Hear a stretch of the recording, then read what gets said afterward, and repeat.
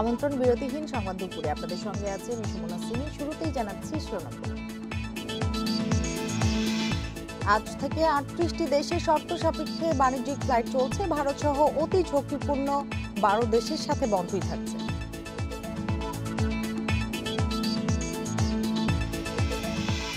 ঈদের কেনাকাটায় রাজধানী শপিং মল ও ফুটপাতে বেড়েছে ভিড়। বেশিরভাগ ক্রেতা বিক্রেতা মানছেন না স্বাস্থ্যবিধি।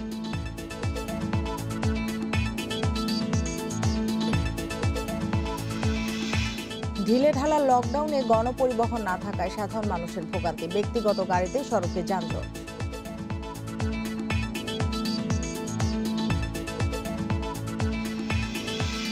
ভারতে করোনায় আক্রান্ত ও মৃত বাড়ছেই। একদিনে ৪ লাখের বেশি শনাক্তের রেকর্ড। প্রাণ গেছে ৩,৫২২ মানুষের।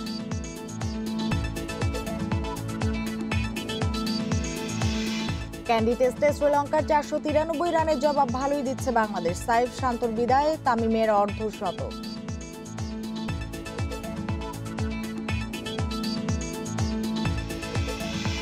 এতক্ষণ শিরোনামগুলো জানাচ্ছিলাম, এবার জানাবো পুরো খবর। করোনা সংক্রমণে অতি ঝুঁকিপূর্ণ ১২ দেশ ছাড়া বিশেষ শর্তে আন্তর্জাতিক রুটে বাণিজ্যিক ফ্লাইট চালুর সিদ্ধান্ত নিয়েছে বেসামরিক বিমান চলাচল কর্তৃপক্ষ বেবিচক। এক প্রজ্ঞাপনে আজ থেকেই ফ্লাইট চলাচল শুরু হয়েছে বলে জানিয়েছে সংস্থাটি। নতুন নির্দেশনা অনুযায়ী ভারত, ব্রাজিল, দক্ষিণ আফ্রিকা সহ ১২টি দেশকে অতি ঝুঁকিপূর্ণ বিবেচনায় রেখে সাময়িক যোগাযোগ বিচ্ছিন্ন করা হয়েছে। এসব দেশ থেকে শুধু প্রবাসী ও বাংলাদেশি নাগরিকরা বিশেষ ফ্লাইটে ঢাকায় আসতে পারবেন। তবে এক্ষেত্রে ১৪ দিনের প্রাতিষ্ঠানিক কোয়ারেন্টিনের শর্ত পূরণ করতে হবে তাদের। দেশগুলোতে স্থায়ীভাবে বসবাসকারীরা আপাতত বাংলাদেশে ফেরার অনুমতি পাবে না। এছাড়াও ঝুঁকিপূর্ণ দেশের তালিকায় রাখা হয়েছে কাতার, বাহরাইন, ফ্রান্স, জার্মানি, ২৬টি দেশের নাম। এই দুই তালিকার বাহিরে থাকা দেশগুলো থেকে স্বাভাবিকভাবেই দেশে যাওয়া আসা করা যাবে, তবে এক্ষেত্রে কঠোরভাবে হোম কোয়ারেন্টিন মানতে নির্দেশ দেওয়া হয়েছে।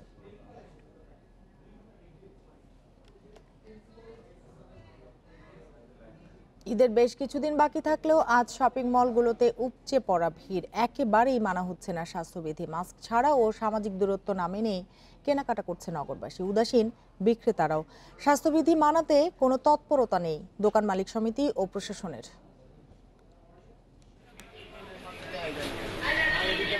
রাজধানীর নিউ মার্কেট যেন স্বাভাবিক দিনের চিত্র, অথচ চলছে করোনা মহামারী। প্রতিদিন মৃত্যু ৫০ ছাড়িয়ে যাচ্ছে। নগরবাসীর কেনাকাটায় এসবের নেই কোনোই প্রভাব। ঈদের বাকি এখনো ১২ দিন। তার আগেই ক্রেতা উপস্থিতি আশাবাদী করছে ব্যবসায়ীদের। তবে অধিকাংশ ব্যবসায়ী স্বাস্থ্যবিধি অনুসরণে সরকারের দেয়া নির্দেশনা মানছেন না। আপনার দোকানের কেউ তো মাস্ক পরে না। সবার আছে, সবাই গরম তো অনেক, মাঝে মাঝে একটু খুলে রাখে, এমনি তো পরে সবাই পরে। সামাজিক দূরত্ব তার বজায় রাখেনি। অনেকগুলো দোকানে অনেক ভিড়ও আছে। এখন সবাই আসতেছে, কিছু তো করার নাই যেহেতু সামনে ঈদ। কি ভালো আছে, মোটামুটি এই কদিন একটু কম ছিল, এখন বর্তমানে ভালো আছে, খারাপ না। ক্রেতা বিক্রেতা উদাসীন হলেও স্বাস্থ্যবিধি মানতে তৎপরতা দেখা যায়নি দোকান মালিক সমিতি বা প্রশাসনের। লকডাউনের মধ্যেও দোকান মালিক সমিতির দাবিতে গত ২৫ এপ্রিল থেকে ব্যবসা প্রতিষ্ঠান খুলে দেয় সরকার। Zahidul Bashar, independent news, Dhaka. আরও জানাতে রাজধানীর নিউ মার্কেট এলাকা থেকে যোগ দিয়েছেন সহকর্মী ইজাজুর রহমান। ইজাজ, নিম্নবিত্ত ও মধ্যবিত্তের পছন্দের শীর্ষে রয়েছে কেনাকাটায় ঢাকা নিউ মার্কেট। এই মুহূর্তে নিউ মার্কেটে ক্রেতা উপস্থিতি কেমন দেখছেন? গতকাল আমরা যেমন দেখেছি উপচে পড়া ভিড়, আজকের চিত্রটি ঠিক কেমন?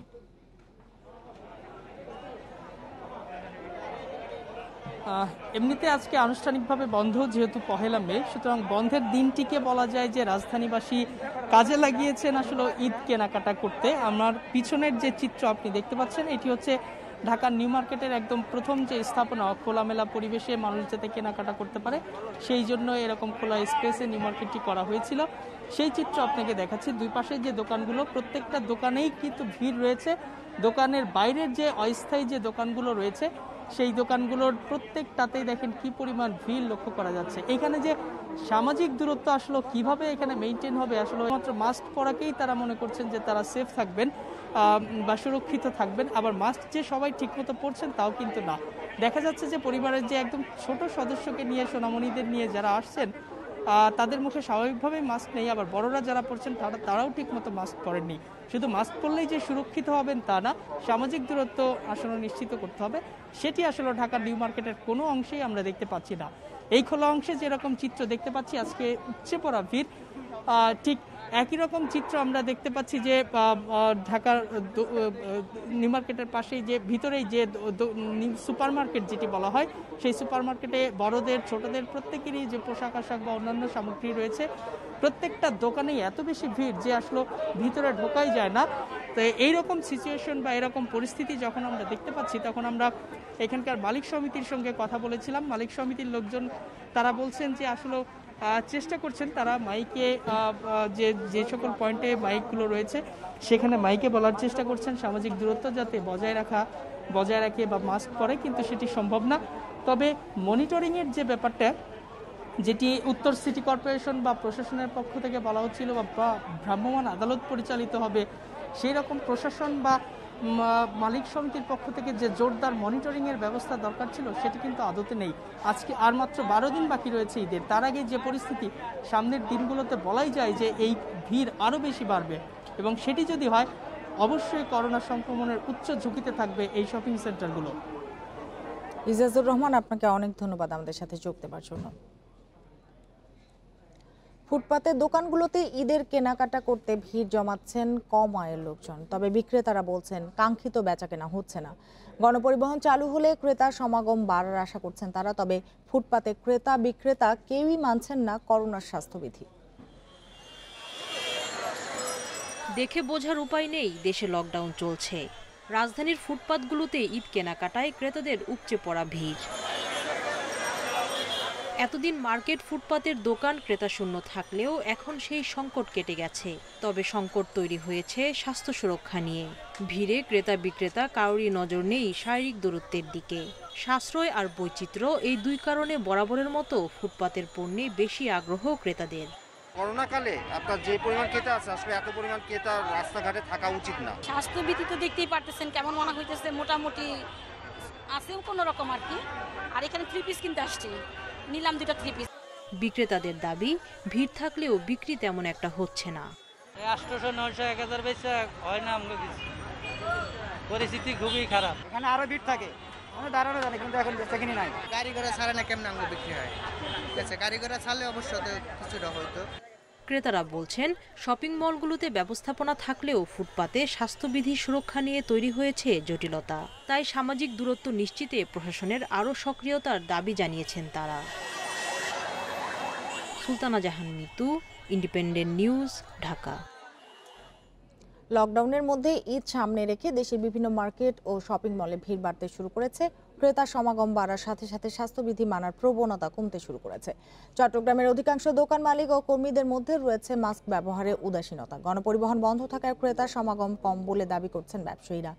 একই অবস্থা সিলেটের বিভিন্ন শপিং মলে। মার্কেটগুলোতেও ক্রেতা বিক্রেতারা মানছেন না সামাজিক দূরত্ব। উপচে পড়া ভিড় বেড়েছে রংপুরের শপিং মলগুলোতে। শপিং করছেন নানা বয়সী মানুষ। দোকানগুলোতে নেই পর্যাপ্ত হ্যান্ড স্যানিটাইজার। একই অবস্থা ঝিনাইদহ, মুন্সিগঞ্জ, লক্ষ্মীপুর ও মানিকগঞ্জ সহ দেশের বেশিরভাগ মার্কেটগুলোতে। জেলা প্রশাসন ও আইনশৃঙ্খলা বাহিনী তদারকি জনজীবনে খুব একটা প্রভাব ফেলেনি।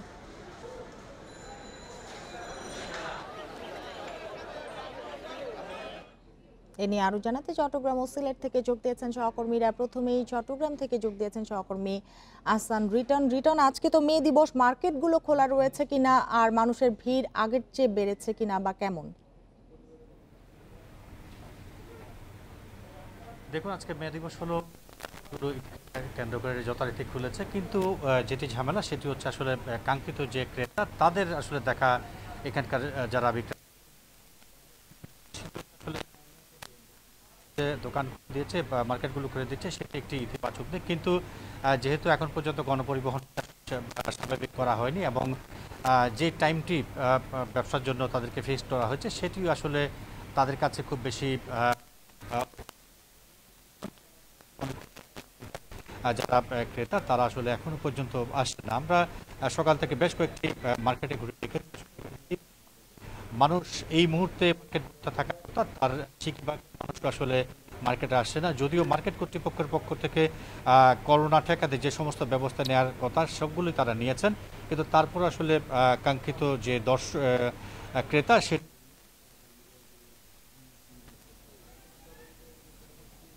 ব্যবসা করার জন্য খুলে দেওয়া হয়েছে সেটি আরেকবার বিবেচনা করে সময় দেওয়া হয় তাহলে হয়তো তাদের ব্যবসা বাণিজ্য এই শেষ সময় এসেও কিছুটা তারা পুষিয়ে নিতে পারবেন। তারা বলছেন আসলে গত বছর তারা ব্যবসা বাণিজ্য করতে পারেনি, এবারও যে লকডাউন শুরু হয়েছে তাতেও আসলে তারা প্রতিনিয়ত লোকসান গুনছেন এবং অনেকে ব্যবসায়ী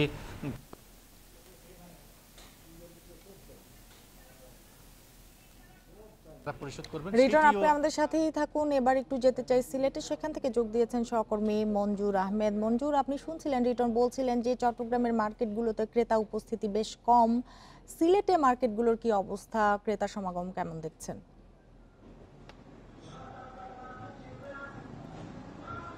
আজকে মে দিবস, আসলে চট্টগ্রামের মতো কিন্তু সিলেটের মার্কেটগুলোতে আমরা দেখতে পাচ্ছি যে দোকানপাট খোলা আছে, মার্কেট শপিং মলগুলো খোলা রাখা হচ্ছে, কিন্তু ক্রেতা উপস্থিতি অন্যান্য দিনের চেয়ে আজকে কম। আমাদের বিক্রেতারা জানিয়েছেন যে আজকে তারা সকাল থেকে দেখছেন যে ক্রেতাদের উপস্থিতি অনেকগুলো কম। আপনি জানেন যে করোনা সংক্রমণের মধ্যে যে লকডাউনের মধ্যে মার্কেটগুলো খুলে দেওয়া হয়েছে এবং গত কয়েকদিন ধরেই কিন্তু আমরা দেখতে পাচ্ছি যে মার্কেটগুলোতে ক্রেতাদের সমাগম হচ্ছে, মানুষের সমাগম হচ্ছে, কিন্তু স্বাস্থ্যবিধি মানার যে প্রবণতা সেটা কিন্তু মানুষের মধ্যে অনেকটা কমে আসছে। দোকানগুলোতে আমরা যেটা দেখছি যে সুরক্ষা সামগ্রী রাখার কথা, স্বাস্থ্য সুরক্ষা সামগ্রী, হ্যান্ড স্যানিটাইজার রাখার ব্যবস্থা রাখা, কিন্তু এগুলো কিন্তু বেশিরভাগ দোকানেই আমরা দেখতে পাচ্ছি না। এবং ক্রেতাদেরও মধ্যে আমরা দেখছি যে একটা উদাসীন ভাব, অনেকেই মাস্ক ব্যবহার করছেন না তারা। তো এই অবস্থায় কিন্তু শপিং মলগুলো চলছে, পাশাপাশি শপিং মলের পাশাপাশি কিন্তু কাঁচা বাজার গুলোতেও কিন্তু আমরা মানুষের ভিড় দেখেছি, বিভিন্ন বাজারে ভিড় দেখেছি, যেহেতু ঈদের সময়, ঈদ বেশি দিন না, সেক্ষেত্রে ঈদের কেনাকাটায় কিন্তু মানুষ ব্যস্ত রয়েছে। এরই মধ্যে কিন্তু আমরা শুনতে পাচ্ছি যে পরিবহন শ্রমিকরাও কিন্তু আগামীকাল সিলেটে তারা বিক্ষোভ করবেন তাদের পরিবহন খুলে দেওয়ার দাবিতে। গণপরিবহন যদি চালু হয়ে যায় তাহলেও কিন্তু মানুষের সমাগম বেড়ে যাবে। তো সিলেটে আসলে করোনা সংক্রমণের ঝুঁকি দিন দিন বাড়ছে। আমরা গত এক সপ্তাহে কিন্তু সিলেটে 25 জনের মৃত্যু হয়েছে করোনায় আক্রান্ত হয়ে, এবং প্রতিদিনই আমরা দেখতেছি যে আক্রান্তের সংখ্যা বাড়ছে। এই অবস্থায় কিন্তু মানুষকে স্বাস্থ্যবিধি মানানোর জন্য কিন্তু স্বাস্থ্য বিভাগের পক্ষ থেকে বারবার বলা হচ্ছে, জেলা প্রশাসন কিন্তু আমরা দেখতে পাচ্ছি যে এখানে অনেকটা উদাসীন। আমরা দেখতে পাচ্ছি বিভিন্ন মার্কেটে কোনো ধরনের অভিযান নাই মানুষকে যাতে স্বাস্থ্যবিধি মানানোর জন্য যে প্রবণতা, সেটা কিন্তু জেলা প্রশাসনের আমরা দেখতে পাচ্ছি না। মাঝে মধ্যে দু একটা ভ্রাম্যমাণ আদালত পরিচালনা করা হয়, সেটা 1-2 ঘন্টার মধ্যে শেষ হয়ে যায়। তারপরে কিন্তু মানুষের মধ্যে যে সচেতনতা সেটা কিন্তু তৈরি হচ্ছে না। তো সবার আগে কিন্তু সচেতনতা তৈরি করার জন্য স্বাস্থ্য বিভাগের পক্ষ থেকে বারবার বলা হচ্ছে, জেলা প্রশাসন, পুলিশ প্রশাসনকে বলা হচ্ছে যাতে তারা স্ট্রিক্টলি বিষয়গুলো দেখেন, কিন্তু এক্ষেত্রে কিন্তু আমরা দেখতে পাচ্ছি যে তেমন একটা উদাসীন ভাব দেখতে পাচ্ছি জেলা প্রশাসন। মঞ্জুর, আমরা বুঝতে পেরেছি করোনায় মার্কেট পরিস্থিতি নিয়ে জানাচ্ছিলেন সহকর্মীরা। চলমান লকডাউনে মার্কেট সহ নানা প্রতিষ্ঠান খোলা থাকলেও গণপরিবহন না থাকায় ভোগান্তিতে পড়তে হচ্ছে সাধারণ মানুষকে। এদিকে কঠোর লকডাউনের ঘোষণা থাকলেও রাজধানীতে বিধি নিষেধ তেমন মানা হচ্ছে না। সড়কে ব্যক্তিগত গাড়ির আধিক্য, যানবাহনের চাপে দেখা গেছে যানজটও। চলছে লকডাউন, তবে খোলা রয়েছে মার্কেট সহ বিভিন্ন বেসরকারি প্রতিষ্ঠান, কিন্তু রাস্তায় নেই কোনো গণপরিবহন। নগরে সিএনজি চালিত অটোরিকশা, রিকশার পাশাপাশি অবাধে চলছে ব্যক্তিগত গাড়ি। গণপরিবহন না থাকায় ভোগান্তিতে পড়তে হচ্ছে সাধারণ মানুষকে। নিত্যদিনের প্রয়োজনীয়তা বের হবেই। এই আমি মেডিকেল যাচ্ছি, আমার ইমার্জেন্সি যাওয়া তাড়াতাড়ি দরকার, আমি যেতে পারছি না। হেঁটে হেঁটে রোদের মধ্যে রোজার দিনে যাওয়াটা তো কষ্ট। গাড়ি ঘোড়া না থাকা তো সমস্যা হইতেছে, মানুষের যাতায়াতের জন্য সমস্যা হইতেছে। সমস্যা তো অবশ্যই হয়েছে, এই কতখানি জায়গায় হাঁটতে আসছি, কোন জায়গায় যে গাড়িতে উঠুন তার তো ঠিক নাই কেউ। সিএনজি ও প্রাইভেট কারে শেয়ারে করে যাচ্ছেন অনেকেই। সবাইকে বলি যে আমরা রিজার্ভ যাব, তারা বলতেছে ভাই আমাদের কাছে টাকা নাই, আমরা 2-3 মিলাই ভাঙি ভেঙে যেতে চাই। রিজার্ভ কোনো ভাড়া হয় না, ওই মানে সবাই খোঁজে লোকাল কমে দেওয়ার লাইগা। পুলিশ বলছে চাপ বেড়ে যাওয়ায় প্রতিটি গাড়িকে জিজ্ঞাসাবাদ করা যাচ্ছে না। নানা অজুহাতে মানুষ বের হচ্ছে। আসলে দেখেন, চেকপোস্টে আমরা যথাযথ চেষ্টা করছি, আমরা প্রত্যেকে জিজ্ঞাসাবাদ করছি, তারা যথেষ্ট কারণ খোঁজার চেষ্টা করছি, কিন্তু এত এত এত গাড়ি তো প্রত্যেকটা চেক করা সম্ভব হয় না আমাদের পক্ষে। তো তারপর আমরা চেষ্টা করি, যদি কাউকে ওইভাবে অজুহাত পাই, নির্দিষ্ট কারণ ছাড়া বের হয়েছে, আমরা আইনগত ব্যবস্থা নিচ্ছি। জনস্বাস্থ্য বিশেষজ্ঞরা বলছেন, লকডাউনের প্রভাবে করোনার সংক্রমণ কমলেও স্বাস্থ্যবিধি না মানলে পরিস্থিতি যে কোনো সময় আবার খারাপ দিকে যেতে পারে। নূরে জান্নাত, ইন্ডিপেন্ডেন্ট নিউজ। লকডাউনে সড়কের পরিস্থিতি নিয়ে আরও জানাতে রাজধানী বিজয় সরণি থেকে যোগ দিয়েছেন সহকর্মী খালেদ রায়হান। খালেদ, আজকে সড়কের পরিস্থিতি কেমন দেখছেন আপনি? যেহেতু ব্যক্তিগত গাড়ির আধিক্য রয়েছে সড়কে, সে কারণে নাকি যানজটও হচ্ছে, কি চিত্র দেখছেন আপনি? দেখুন, আমি এখন আছি রাজধানীর বিজয় সরণিতে। এখানে কিন্তু প্রায় 2 ঘন্টা ধরে আমি আছি এবং এখানেও আমরা দেখেছি গণপরিবহন ছাড়া মোটামুটি প্রায় সব ধরনের পরিবহনই কিন্তু চলছে। আমি একটু দেখানোর চেষ্টা করি, নিশ্চয়ই দেখতে পাবেন যে এবং এই যে বিজয় শহরের 4টি রাস্তা রয়েছে, প্রায় প্রত্যেকটি রাস্তায় কিছুক্ষণ পরপর আসলে সিগন্যাল পড়ছে। তার কারণ হচ্ছে এত বেশি যানবাহন এখানে রয়েছে।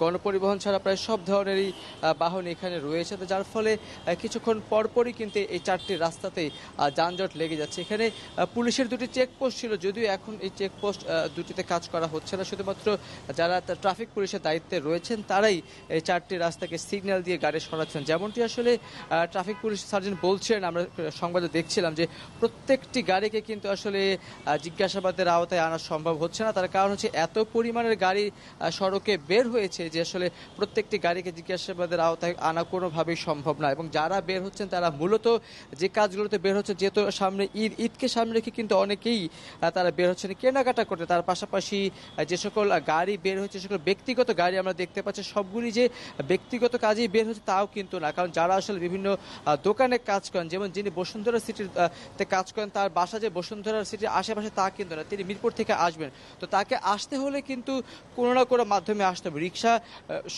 পুরো প্রধান সড়কে চলে না, সেই ক্ষেত্রে সিএনজি ভাড়া অনেক ক্ষেত্রে অনেক সময় বেশি দেওয়া লাগে, যার ফলে তারা শেয়ার করে কিন্তু বিভিন্নভাবে আসছেন। তো গণপরিবহন যেহেতু রাস্তায় নেই, কিন্তু আমরা জানি যে শপিং মল এবং দোকানপাট যেহেতু খোলা, তার পাশাপাশি বেশ কিছু বেসরকারি প্রতিষ্ঠানও খোলা রয়েছে, তো যার ফলে সাধারণ মানুষ কিন্তু রাস্তায় বের হচ্ছে এবং বের হয়ে তারা বিভিন্ন সময় দেখেছে তারা হেঁটে গন্তব্যস্থলে যাচ্ছেন, তার পাশাপাশি সিএনজিতে শেয়ারিং করে কিংবা বাইকে যাচ্ছেন, প্রাইভেট কারে যাচ্ছেন, কিন্তু তারা কিন্তু যাচ্ছেন।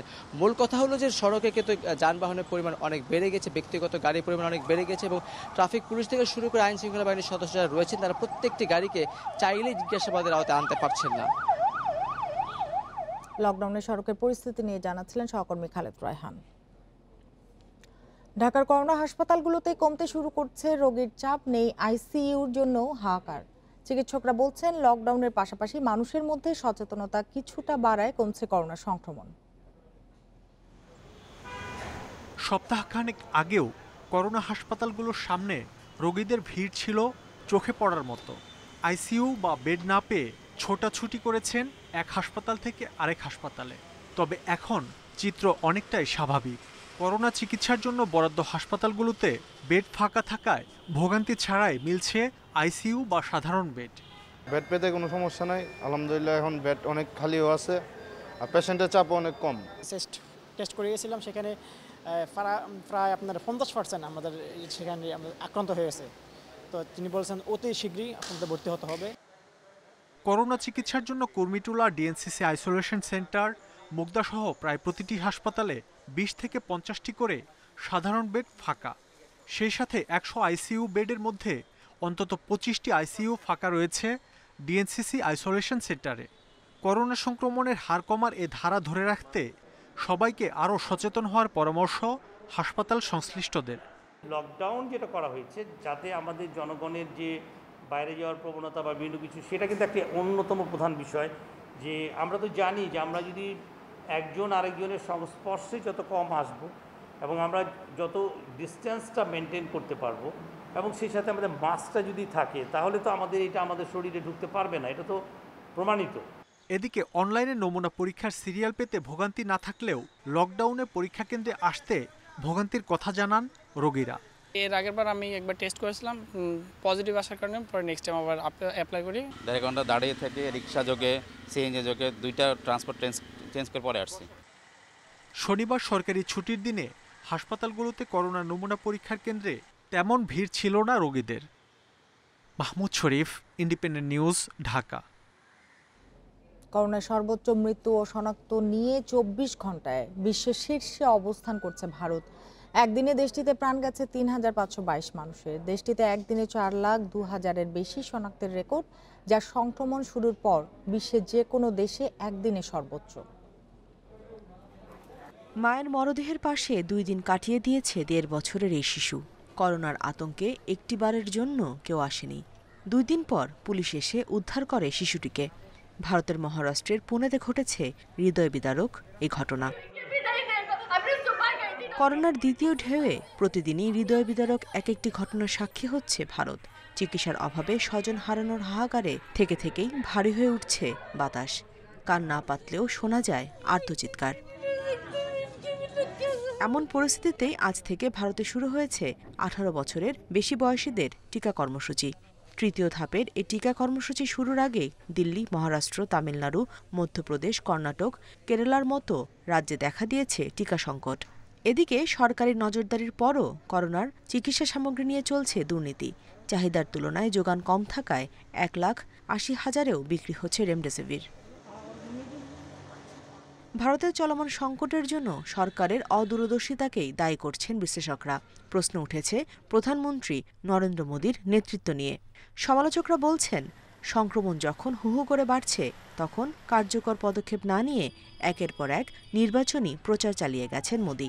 দেয়া হয়েছে কুম্ভ মেলার মতো আয়োজনের অনুমতি, যেখানে স্বাস্থ্যবিধি না মেনেই অংশ নেন 70 লাখেরও বেশি মানুষ। Nusrat Serin, independent news. ভারতের গুজরাটে একটি হাসপাতালে আগুন লেগে করোনা রোগী নিহতের সংখ্যা বেড়ে 18 কর্মকর্তা জানিয়েছেন স্থানীয়রা ও দমকল কর্মীরা। চিকিৎসাধীন প্রায় 50 রোগীকে উদ্ধার করে অন্য হাসপাতালে স্থানান্তর করেছেন। পুলিশ জানিয়েছে, ধোঁয়ায় কোভিড ওয়ার্ডের রোগীদের মৃত্যু হয়, হতাহত বাড়তে পারে বলে আশঙ্কাও জানিয়েছেন তিনি। রাত 1টার দিকে হাসপাতালের নিচতলায় একটি কোভিড ওয়ার্ডে অগ্নিকাণ্ডের সূত্রপাত হয়েছে বলে ধারণা দমকল কর্মকর্তা শৈলেশ সানসিয়ারের। তবে আগুন লাগার সঠিক কারণ এখনও নিশ্চিত নয় হাসপাতাল কর্মকর্তারা। এছাড়া আগুন লাগার 1 ঘন্টার মধ্যে নিয়ন্ত্রণে আসে। করোনায় ক্ষতিগ্রস্ত 36.5 লাখ গরিব মানুষকে 2,500 টাকা করে মোট 912,50,00,000 দেবেন প্রধানমন্ত্রী শেখ হাসিনা। 2 মে থেকে মোবাইল ব্যাংকিংয়ে পৌঁছে দেওয়া হবে সহায়তার টাকা। গণভবন থেকে ভিডিও কনফারেন্সে এই কার্যক্রম উদ্বোধন করবেন প্রধানমন্ত্রী।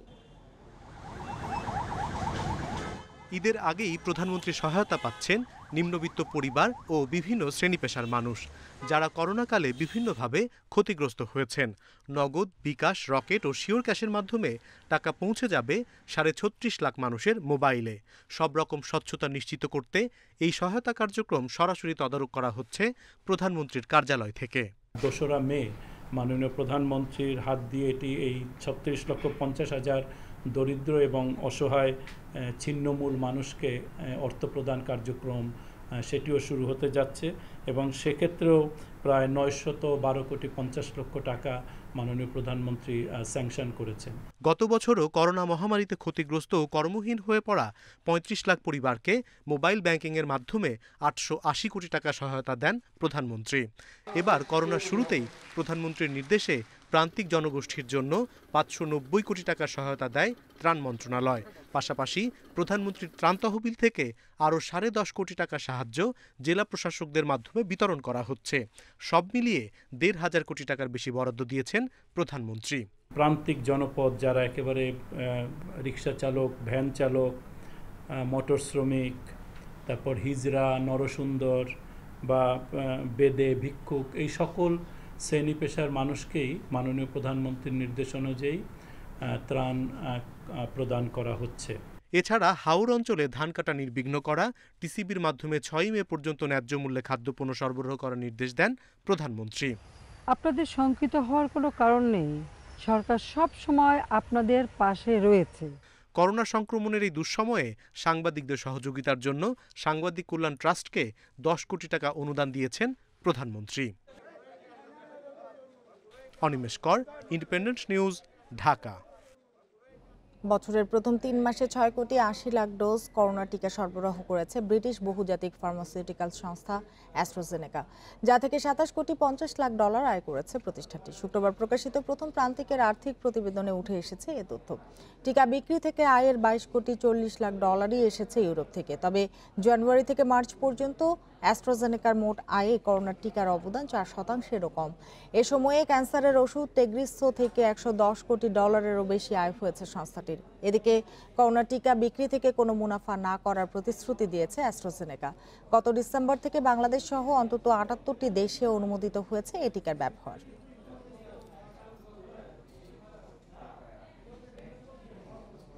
দেখছেন বিরতিহীন সংবাদ দুপুর, এরপর আরও যা থাকছে। করোনায় দাফন সেবার বিরল দৃষ্টান্ত কোয়ান্টাম ফাউন্ডেশনে 3,500 মরদেহ সমাহিত করেছে সংগঠনটি।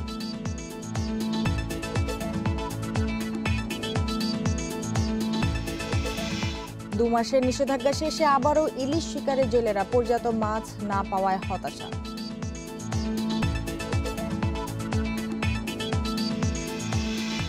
ঈদকে সামনে রেখে সরকার গণপরিবহন চালুর চিন্তা করছে বলে জানিয়েছেন আওয়ামী লীগের সাধারণ সম্পাদক ওবায়দুল কাদের। সকালে রাজধানীর বাসভবনে নিয়মিত ব্রিফিংয়ে এ কথা জানান তিনি। এ সময় তিনি পরিবহন মালিক শ্রমিকদের ধৈর্য ধরার আহ্বানও জানান। পরে ওবায়দুল কাদের বলেন, শ্রমজীবী মানুষ যারা দোকান, শপিং মলে কাজ করেন তাদের কথা চিন্তা করে সরকার ঈদের আগে লকডাউন শিথিল করেছে। মে দিবস প্রসঙ্গে তিনি বলেন, শেখ হাসিনা সরকার শ্রমিক বান্ধব সরকার। এই সরকারের চেষ্টায় শিশু শ্রম নিষিদ্ধ ও শ্রম আইন বাস্তবায়ন থেকে শুরু করে পোশাক শ্রমিকদের বেতন বৃদ্ধি এবং কৃষি শ্রমিকদের ন্যায্য পাওনা পরিশোধের ব্যবস্থা করা হয়েছে। ঈদের আগেই দেশের বিভিন্ন কারখানায় কর্মরত শ্রমিকদের বেতন ভাতা পরিশোধে মালিকদের প্রতি অনুরোধ জানান ওবায়দুল কাদের। ঈদকে সামনে রেখে জনস্বার্থে কথা বিবেচনা রেখে সরকার গণপরিবহন চালুর ব্যাপারেও চিন্তা ভাবনা করছে। কাজেই আন্দোলন বিক্ষোভে না গিয়ে আমি বাংলাদেশে পরিবহন শ্রমিক ভাইদের আপাতত ধৈর্য ধরার আহ্বান জানাচ্ছি। করোনা পরিস্থিতিতে সীমিত পরিসরে দেশে বিভিন্ন জেলায় পালিত হয়েছে মে দিবস। দিবসটি উপলক্ষে পতাকা মিছিল ও সংক্ষিপ্ত সমাবেশ করেছে বিভিন্ন সংগঠন। শনিবার সকালে বরিশাল দলীয় কার্যালয় থেকে পতাকা মিছিল বের করে বাংলাদেশ সমাজতান্ত্রিক দল বাসদ। সে সময় মিছিলটি নগরীর প্রধান সড়ক প্রদক্ষিণ করে অশ্বিনী কুমার হলের সামনে গিয়ে শেষ হয়। এছাড়া বিভিন্ন শ্রমিক ইউনিয়নের পক্ষ থেকে পতাকা মিছিল ও মানববন্ধন করে শ্রমিকরা। নাটোরে বঙ্গবন্ধুর প্রতিকৃতিতে পুষ্পস্তবক অর্পণের মধ্য দিয়ে শ্রমিক দিবসে শুরু করে আওয়ামী লীগের নেতাকর্মীরা। এদিকে দিবসটি উপলক্ষে ঝিনাইদহে পরিবহন শ্রমিক সহ 500 শ্রমজীবী মানুষের মাঝে খাদ্য সামগ্রী বিতরণ করা হয়। এছাড়া বাগেরহাটে 3 শতাধিক মোটর শ্রমিকের হাতে খাদ্য সহায়তা দেয় জেলা প্রশাসক। দিবসটি পালিত হয়েছে ময়মনসিংহ, সিরাজগঞ্জ, সিলেট, বগুড়া সহ দেশের বিভিন্ন জেলায়।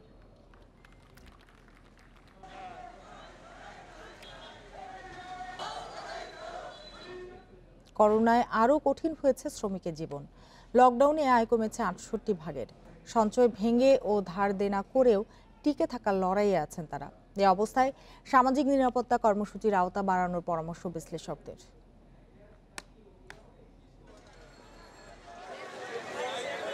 স্ট্যান্ডে স্থবির সারি সারি বাস, অলস সময় কাটছে শ্রমিকের, নেই দৈনিক আয়, অথচ তা দিয়েই চলে 70 লাখ পরিবার। গবেষণা বলছে করোনার 1 বছরে শুধু পরিবহন খাতে আয় কমেছে 80%। এই অবস্থায় শ্রমিকেরা বলছেন, সরকারি অর্থ সহায়তা বা প্রণোদনা না পেলে তারা টিকে থাকতে পারবেন না। কোনো অনুদান বলেন, সাহায্য বলেন, উপহার বলেন, ত্রাণ বলেন, আজ পর্যন্ত আমরা কিছু এখন পর্যন্ত পাই নাই। সংসার কি কোনো রকম খালি গুড়ি করে চলতেছে, 200-300 টাকা হয়, সেটা খরচ অনেক কম করতেছে, আগের মতন ইনকাম না। অনেক ক্রাইসিস আছে, অনেক ক্রাইসিস। একবেলা খাইলে পরে আরেকবেলা না খাওয়া থাকতে হয়, ফ্যামিলি এই অবস্থা। মায়ের রমজান মাস সামনে ঈদ, বাল বাচ্চা আছে, ফ্যামিলি আছে, মা বাবা ভাই বোন আছে সবাই। এমন যে করুণ অবস্থা আমাদের, যা মুখে ভাষার বলা যাবে। সিপিডি বলছে, করোনায় কাজ হারিয়েছেন 2 কোটির বেশি মানুষ। দারিদ্র্য সীমা বেড়ে 33%। 68% শ্রমিকের কমেছে আয়। এ পরিস্থিতিতে সামাজিক নিরাপত্তার আওতায় অর্থ ও খাদ্য সহায়তায় জোর দিচ্ছেন এই বিশ্লেষক। আরো প্রায় 2-3 বছরের জন্য সরকারের সামাজিক নিরাপত্তার একটি বর্ধিত কর্মসূচি দরকার, যাতে করে সরকার বছরে অন্তত 2 থেকে 3 বার এই ধরনের জনগোষ্ঠীর জন্য বিভিন্ন সহায়তা, এককালীন হলেও এই সহায়তাগুলো যেন তাদেরকে বছরে 2 থেকে 3 বার তাদের কাছে পৌঁছে দেওয়া যায়। লিস্টের ভিত্তিতে যাতে বর্ধিত কলেবরে শ্রম জনগোষ্ঠীর জন্য যাতে এই সমস্ত সহায়তাগুলো পৌঁছে দেওয়া হয়। করোনার প্রথম ধাক্কায় শ্রমজীবীরা সঞ্চয় ভেঙে ধার দেনা বা পেশা বদলে করেছেন টিকে থাকার চেষ্টা। তবে দ্বিতীয় ধাক্কায় তাদের সে সুযোগও অবশিষ্ট নেই। তাদেরকে যদি কিছু ঋণ দেওয়া হয়, সেই ঋণের মধ্যে সুদ, নামে মাত্র সুদ, কিংবা তার ক্ষেত্রে অনেক ক্ষেত্রেই দেখা যেতে পারে যে একটা অংশ হয়তো তাকে সাবসিডি হিসেবেই দেওয়া হলো। সুতরাং বিভিন্ন ভাবে তাকে কর্মসংস্থানের সুযোগ করে দেওয়া, অর্থাৎ যারা কাজ হারিয়েছেন। শ্রমিক সংগঠনগুলোর দাবি, করোনায় বৈশ্বিক মহামারীতে শ্রমিকদের অধিকার রক্ষায় সরকার, মালিক পক্ষ সহ সবাইকেই আরও আন্তরিক হতে হবে। জান্নাতুল ফেরদাউস তানভি, ইন্ডিপেন্ডেন্ট নিউজ, ঢাকা।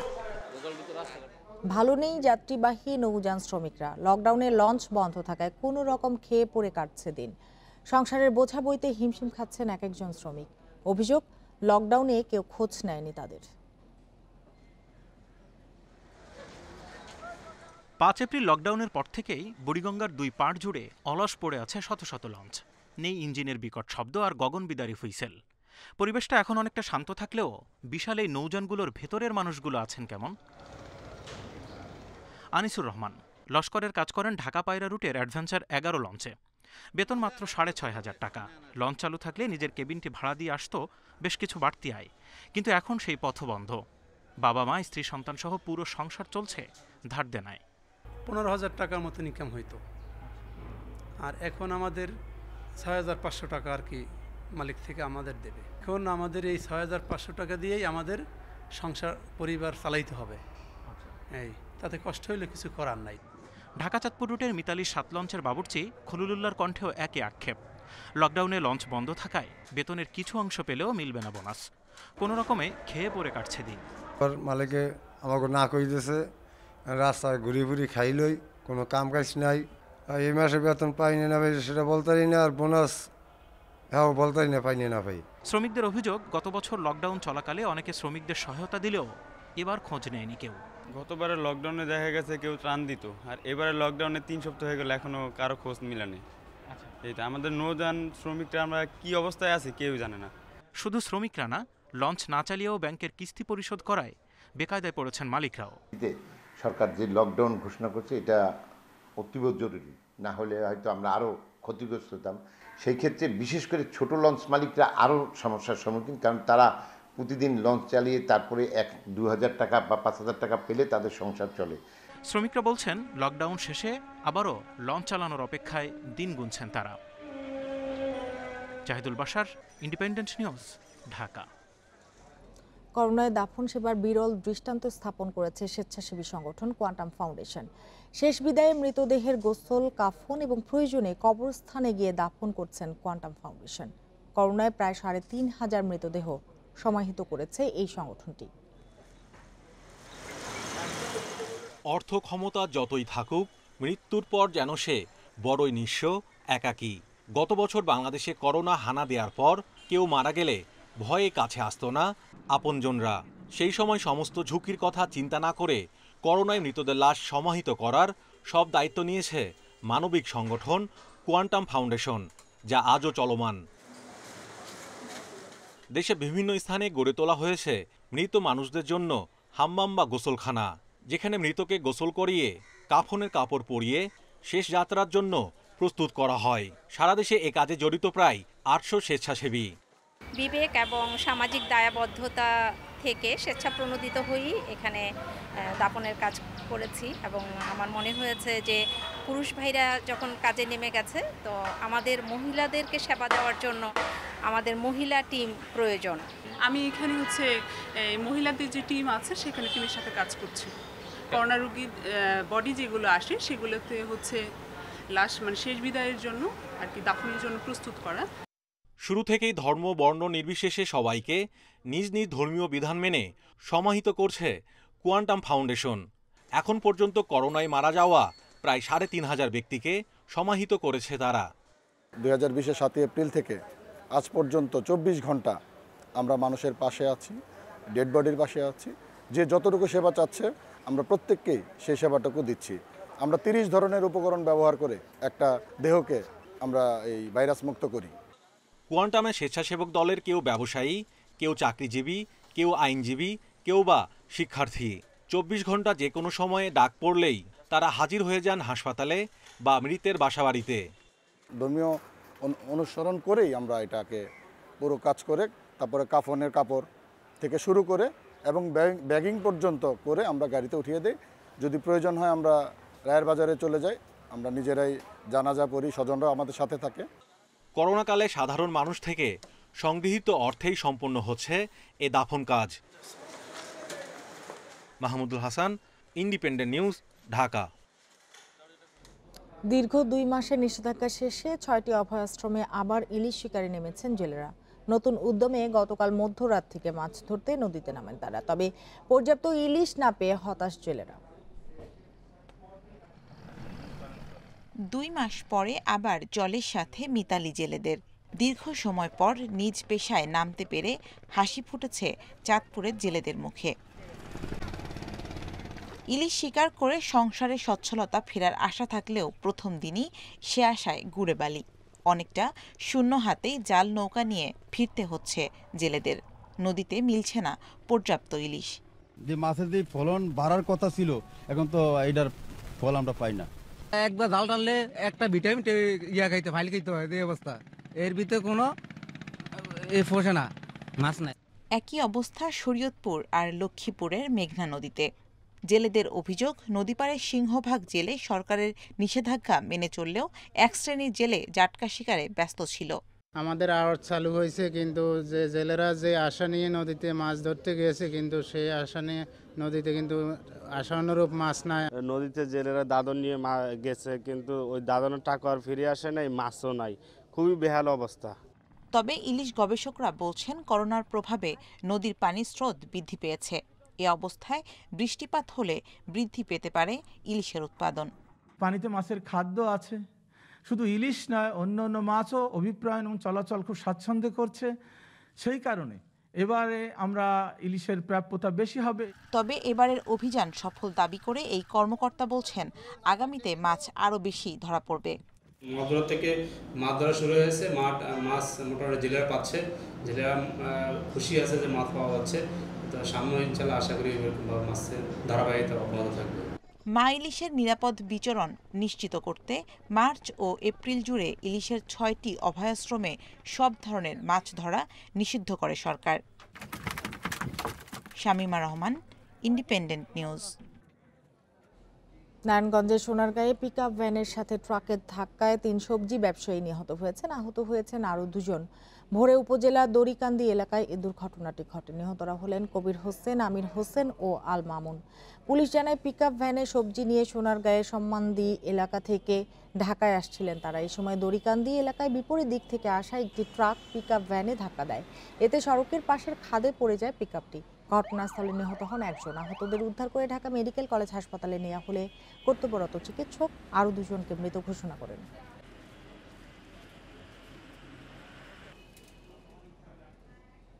শাহজালাল আন্তর্জাতিক বিমানবন্দরে 3.5 কেজি স্বর্ণসহ সৌদি আরব থেকে আসা এক যাত্রীকে আটক করেছে কাস্টমস কর্মকর্তারা।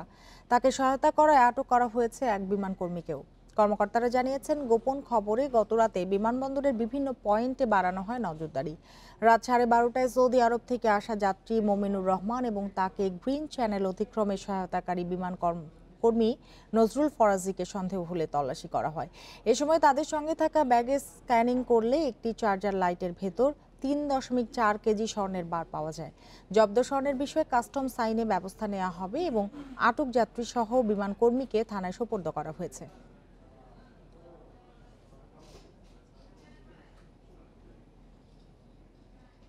চলমান লকডাউনের মধ্যেই চাঙ্গা হয়ে উঠেছে দেশের শেয়ার বাজার, যার ফলে গত সপ্তাহে ঢাকা স্টক এক্সচেঞ্জে বাজার মূলধন বেড়েছে 2396 কোটি টাকা। এতে লকডাউনের 3 সপ্তাহে বাজার মূলধন বাড়ল প্রায় 11,500 কোটি টাকা। বর্তমানে ডিএসসির বাজার মূলধন দাঁড়িয়েছে 4,70,412 কোটি টাকা। এদিকে গত সপ্তাহে সূচক ও লেনদেন বেড়েছে ঢাকা শেয়ার বাজারে। 5 কার্য দিবসে 3 দিনে প্রধান সূচক ডিএসসি এক্স বেড়েছে প্রায় 45 পয়েন্ট। এ সময়ে ডিএসসিতে লেনদেন হয়েছে 5,322 কোটি 19 লাখ টাকা, যা আগের সপ্তাহ থেকে প্রায় 25 ভাগ বেশি।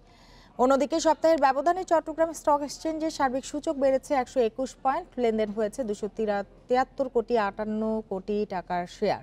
এতে সিএসসিতে লেনদেন বেড়েছে 75 কোটি 12 লাখ টাকা। 3 বছর ধরে পদোন্নতি হচ্ছে না শিক্ষা ক্যাডারের সহকারী ও সহযোগী অধ্যাপক পদের। বছরের পর বছর ধরে একই পদে চাকরি করছেন অনেক কর্মকর্তা, ফলে ব্যাপক অসন্তোষ এই ক্যাডারের কর্মকর্তাদের মধ্যে। শিক্ষা মন্ত্রণালয় বলছে, সমস্যার সমাধানে কাজ চলছে। আদনান হোসেন 29তম বিসিএস এর শিক্ষা ক্যাডারের কর্মকর্তা। চাকরির বয়স 10 বছর পার হলেও এখনও প্রভাষক পদে কর্মরত। একই সময়ে চাকরিতে প্রবেশ করা অন্য অনেক ক্যাডারের কর্মকর্তারা পদোন্নতি পেয়ে এখন আরেক দফা পদোন্নতির জন্য অপেক্ষা করছে। কিন্তু মানসিকভাবেই বিপর্যস্ত থাকছি এবং এতে যে সমস্যাটা হচ্ছে যে আমাদের ক্লাস পারফরমেন্স থেকে শুরু করে সব কিছুর উপরে একটা নেগেটিভ ইফেক্ট পড়ছে। শিক্ষা ক্যাডারের কর্মকর্তারা বলছেন ৩ বছর ধরে প্রভাষক থেকে সহকারী অধ্যাপক, সহকারী থেকে সহযোগী অধ্যাপক পদে পদোন্নতি হচ্ছে না। সেই সঙ্গে এই ক্যাডারে ব্যাচ ভিত্তিক পদোন্নতি না দিয়ে দেয়া হয় বিষয়ভিত্তিক। এ কারণে সময় মতো পদোন্নতি পায় না কর্মকর্তারা। অনেক কর্মকর্তা আছেন যারা পদোন্নতির সকল যোগ্যতা অর্জন করেছে, কিন্তু তা সত্ত্বেও তাদের পদোন্নতি দেওয়া সম্ভব হয়নি। পদোন্নতি যথাসময়ে না পেলে কর্মকর্তাদের মধ্যে কর্মস্পৃহা কমে এবং তাদের মধ্যে বৃদ্ধি পায় হতাশা। মানসম্মত শিক্ষা নিশ্চিতের জন্য শিক্ষকদের ভূমিকা সবচেয়ে গুরুত্বপূর্ণ। তাই শিক্ষা ক্যাডারের সমস্যাগুলো চিহ্নিত করে দ্রুত সমাধানের আহ্বান শিক্ষা সংশ্লিষ্টদের। শিক্ষা মন্ত্রণালয় বলছে শিক্ষা ক্যাডারের সমস্যা সমাধানে কাজ করা হচ্ছে। এরই মধ্যে গত বছর অধ্যাপক পদে পদোন্নতি দেয়া হয়েছে। শিগগিরই বাকি সমস্যা কেটে যাবে। সহযোগী অধ্যাপক পদে, সহকারী অধ্যাপক পদে সেখানে পদোন্নতির একটি বিষয় রয়েছে, সেটি নিয়ে আমাদের কাজ চলছে। প্রায় 12,000 নতুন পদ সৃজন, সেটির কাজও প্রায় চূড়ান্ত পর্যায়ে আছে। আমি খুবই বুঝতে পারি, আমি তাদের সঙ্গে সহমর্মিতা প্রকাশ করি। এদিকে সমস্যা সমাধান না হলে শিক্ষা প্রতিষ্ঠান খুললে ব্যাচভিত্তিক কর্মসূচি দেওয়ার কথাও বলছে এই ক্যাডারের কর্মকর্তারা। নূরে আলম, ইন্ডিপেন্ডেন্ট নিউজ, ঢাকা। 2022 সালের মধ্যে ভয়াবহ দারিদ্র্যের কবলে পড়তে যাচ্ছে মিয়ানমারের প্রায় অর্ধেক মানুষ। শুক্রবার জাতিসংঘের উন্নয়ন কর্মসূচি ইউএনডিপি সতর্কবার্তা দিয়ে জানান, করোনা মহামারী ও সামরিক অভ্যুত্থান পরবর্তী চলমান রাজনৈতিক সংকট দেশটির 2.5 কোটি মানুষকে দারিদ্র্যের মুখে ঠেলে দিতে পারে।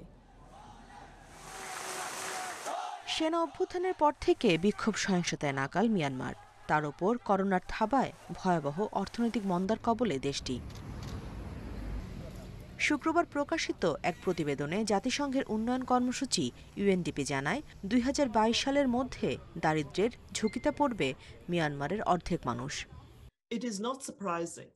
গত এক দশকে মিয়ানমারে যা অগ্রগতি হয়েছে তা মাত্র কয়েক মাসেই ধসে পড়ছে। এই পরিস্থিতি চলতে থাকলে দেশটি আবারও 2005 সালের অবস্থায় ফিরে যেতে পারে। ওই সময়ও দেশটি সামরিক শাসনাধীনে ছিল এবং এর জনসংখ্যার অর্ধেকই ছিল গরিব। বর্তমান সংকটে সবচেয়ে বেশি ভুক্তভোগী হওয়ার আশঙ্কা নারী ও শিশুদের। করোনা মহামারীর কারণে মিয়ানমারে গড়ে 83% বাড়িতে পারিবারিক আয় প্রায় অর্ধেক কমে গেছে। এছাড়াও মহামারীর আর্থসামাজিক প্রভাবের কারণে দারিদ্র্য সীমার নিচে বাস করা মানুষের সংখ্যা বেড়েছে প্রায় 11 ভাগ। Nusrat Serin, independent news. ক্যান্ডি টেস্টের তৃতীয় দিন প্রথম ইনিংসে ভালো শুরু করলেও মধ্যাহ্নবিরতির আগে দ্রুত 2 উইকেট হারায় বাংলাদেশ। এখন পর্যন্ত টাইগারদের সংগ্রহ 3 উইকেটে 183 রান, 6 উইকেটে 469 রান নিয়ে তৃতীয় দিন ব্যাটিং শুরু করে শ্রীলঙ্কা। তাসকিনের বলে 77 রানে ডিক ফয়েল আউট হওয়ার পর দলীয় 493 রানে প্রথম ইনিংস ঘোষণা করে স্বাগতিকরা। 127 রানে 4 উইকেট নেন তাসকিন, যা তার টেস্ট ক্যারিয়ারে সেরা বোলিং ফিগার। ব্যাটিংয়ে নেমে দ্রুত গতিতে রান তুলে 50 করেছেন দেশসেরা ওপেনার তামিম। ধীর গতিতে ব্যাট করলেও তামিমের সঙ্গে দারুণ জুটি গড়েন সাইফ। জয়া বিক্রমার বলে সাইফের আউটে ভাঙে 98 রানের উদ্বোধনী জুটি। সাইফ ফেরেন 25 রান করে। এরপর শান্ত নেমে রমেশ মেন্ডিসের বলে 0 রানে আউট হন। 92 রানে আউট হয়ে সেঞ্চুরি মিস করেছেন তামিম। আইপিএলে আজ মাঠে নামবে শীর্ষে থাকা চেন্নাই সুপার কিংস।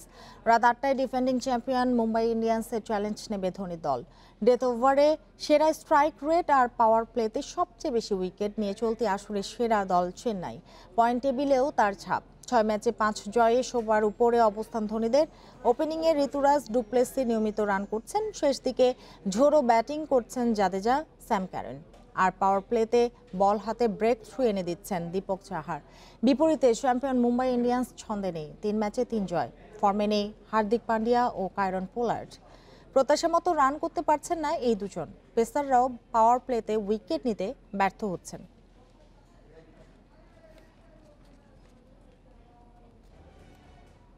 জমে উঠেছে লা লিগা শিরোপার লড়াই। 33 রাউন্ডের খেলা শেষে রিয়াল, আতলেতিকো, বার্সা 3 দলেরই চ্যাম্পিয়ন হবার স্বপ্ন বেঁচে আছে। আজ রাত 1টায় লিগে ওসাসুনা চ্যালেঞ্জ নেবে জিদানের দল। অন্যদিকে সেরিয়া পয়েন্ট টেবিলের 2 নম্বরে জায়গা করে নিতে রাতে মাঠে নামবে এসি মিলান। চলতি মৌসুমে সবচেয়ে গুরুত্বপূর্ণ সময় রয়েছে রিয়াল মাদ্রিদ। লা লিগা ও চ্যাম্পিয়ন্স লিগে সমানতালে পারফর্ম করে এবার শিরোপা ঘরে তোলার পালা। লিগে বাকি রয়েছে 5 ম্যাচ, যেখানে পয়েন্ট হারালেই ট্রফির স্বপ্ন ভেস্তে যেতে পারে। অন্যদিকে চ্যাম্পিয়ন্স লিগে সেমির লড়াই উতরে যাবার চ্যালেঞ্জ। সার্জিও রামোস ও এইডেন হেজার্ড চোট কাটিয়ে ট্রেনিংয়ে ফেরায় স্বস্তির সুবাতাস লস ব্লাঙ্কো শিবিরে। রাতে লা লিগায় ওসাসুনার মুখোমুখি হবে রিয়াল। শিরোপার লড়াই জমিয়ে রাখতে এই ম্যাচে জিততে মরিয়া জিদানের দল। জয়ের আত্মবিশ্বাস নিয়েই লন্ডনে যেতে চায় তারা। সেখানে চ্যাম্পিয়ন্স লিগ সেমির দ্বিতীয় লেগে চেলসির চ্যালেঞ্জ নেবে রিয়াল। প্রতিটি ম্যাচ, প্রতিটি পয়েন্ট গুরুত্বপূর্ণ। রক্ষণ ভাগে আমরা ভালো করছি, কিন্তু আক্রমণ ভাগ নিয়ে আরো কাজ করার আছে। সব দিকে খেয়াল রাখতে হবে। এদিকে খারাপ সময় পার করছে এসি মিলান। সেরিয়ায় শেষ 2 ম্যাচ হেরে পয়েন্ট টেবিলের 5-এ নেমে এসেছে রোসোনেরিরা। বেনেভেন্টোর বিপক্ষে জিতে 2 নম্বরে উঠে যাবার সুযোগ মিলানের সামনে। মৌসুম জুড়ে আমরা যেমন খেলেছি তা উজ্জীবিত হওয়ার মতো। খুব কঠিন আসর এটি। শেষ 2 ম্যাচ হেরে আমরা ব্যথিত, তবে আত্মবিশ্বাস হারানো যাবে না। জার্মান ডিএফবি পোকালের সেমিফাইনালে রাত 12:30টায় হলস্টেইন কিলের বিপক্ষে লড়বে বরুসিয়া ডর্টমুন্ড। 1941 সালের পর এই প্রথম টুর্নামেন্টের সেমিতে খেলছে হলস্টেইন।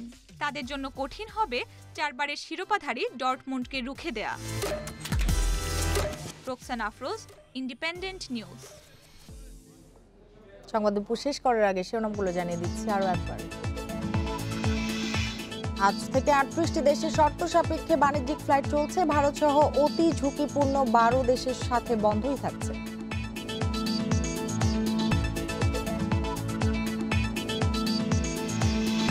ঈদের কেনাকাটায় রাজধানীর শপিং মল ও ফুটপাতে বেড়েছে ভিড়। বেশিরভাগ ক্রেতা বিক্রেতা মানছেন না স্বাস্থ্যবিধি।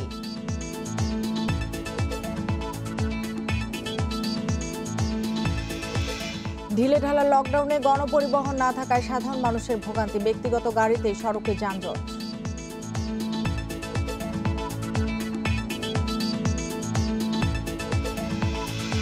ভারতে করোনায় আক্রান্ত ও মৃত বাড়ছে। একদিনে 4 লাখের বেশি শনাক্তের রেকর্ড। প্রাণ গেছে 3522 মানুষের।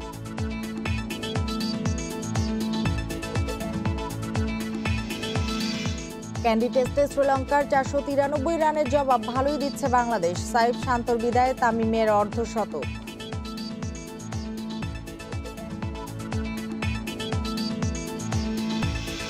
আর এই ছিল আজকের বিরতিহীন সংবাদ দুপুরে। ইন্ডিপেন্ডেন্ট টেলিভিশনের সব খবর আরো বিস্তারিত জানতে চোখ রাখুন ফেসবুক, ইউটিউব এবং টুইটারে। ধন্যবাদ সবাইকে এতক্ষণ সাথে থাকার জন্য।